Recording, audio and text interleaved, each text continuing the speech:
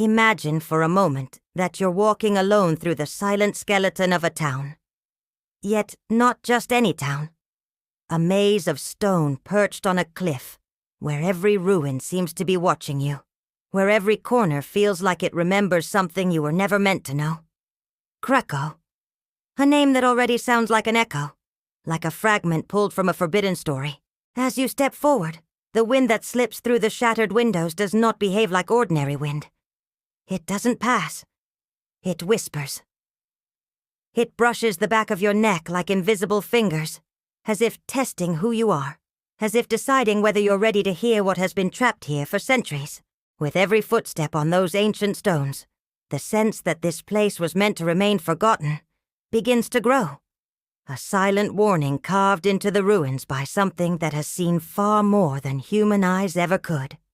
And yet, you keep going, drawn in by a strange pull.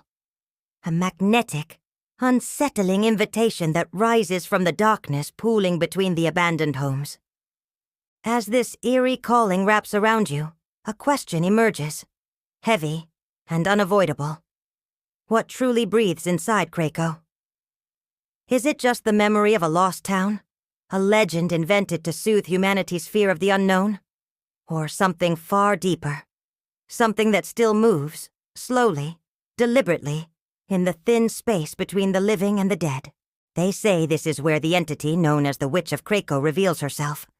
Not as a monstrous creature, but as a figure wrapped in mysteries so dense they cling to the stones like eternal dust. With every step, the sensation of being watched intensifies. Invisible footsteps seem to mirror your own, closing in whenever you look away. And that feeling, that cold, persistent shiver, is what transforms Craco from a simple ruin into something alive, aware, observant, waiting for you to make the mistake of staring too deeply into its shadows. Legend says that long before Craco became the hollow shell it is today, there lived a peculiar woman, fragile in appearance, yet with a gaze sharp enough to cut through a person's soul. They called her a healer, someone gifted with hands that soothed pain, mended wounds, and quelled fevers that threatened entire families. But in ancient times, power and danger were separated by nothing more than a whisper. One failed harvest, one sickness, one sudden tragedy, and the same eyes that once looked at her with gratitude turned into blades. Respect dissolved into fear, gratitude twisted into suspicion. They named her a witch. They stripped her of dignity. They erased her identity. And when she died, alone, wrongfully condemned, the town itself began to wither, as if her essence had fused with Craco's walls, its alleys, its very breath. Since then, strange reports have never stopped.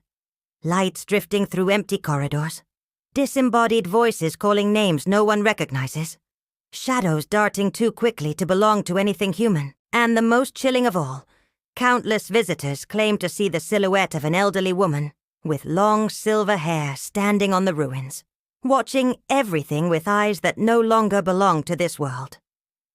She appears and disappears like a flicker, but always leaves behind the certainty that she saw you first. What makes this story viral, hypnotic, and impossible to dismiss is that no one can agree on who or what she truly is. To some, she is vengeful, condemned to haunt the place that betrayed her. To others, she is a guardian, protecting Craco from reckless outsiders who dare to enter its boundaries. And there is a third theory, the one that chills the deepest, that suggests she is not anchored to the ruins out of hatred or duty, but because she is a warning. A living echo of a mistake that must never be repeated. This is the kind of story that slips past logic and sinks into instinct. It doesn't just entertain. It activates something primal, a subconscious alarm that hums beneath the skin. Because Craco isn't just a ghost town. It's a stage where time is frozen, where the past continues to pace in circles, waiting to be heard. Every crack in the wall becomes a possibility. Every shadow becomes a suspicion.